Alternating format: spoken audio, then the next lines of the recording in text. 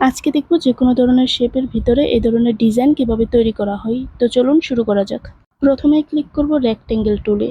এটা দিয়ে এখন একটা শেপ তৈরি করে নিব। এর জন্য কিবোর্ডে শিফট চেপে একটা রেক্টেঙ্গেল নিয়ে নিলাম, এরপর শিফট চেপে এটা ঘুরিয়ে দিব। এখন রেক্টেঙ্গেলটা ডিভাইড করব। এর জন্য আমরা সিজার টুলটা সিলেক্ট করব, এরপর বাম দিকে একটা ডান দিকে একটা ক্লিক করব।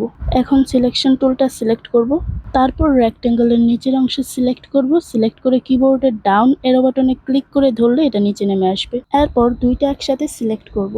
দেন কিবোর্ডের অল্ট চেপে একটা কপি করব এবং শিফট চেপে সোজা নিচের দিকে নিয়ে আসব।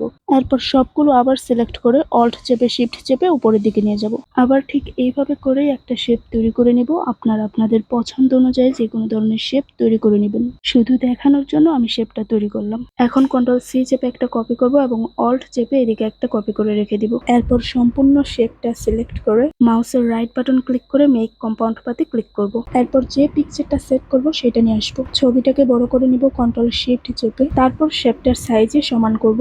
দেন দুইটা একসাথে সিলেক্ট করে মাউসের রাইট বাটনে ক্লিক করে মেক ক্লিপিং মার্কসে ক্লিক করলেই দেখতে পারবেন শেপটার সাইজে ছবিটা চলে এসেছে। যদি ছবিটা সরাতে মনে হয় তাহলে ছবির উপরে ডাবল ক্লিক করলে আইসোলেশন মোডটা অন হয়ে যাবে এবং ছবিটাকে যে কোনো দিকে সরাতে পারবেন।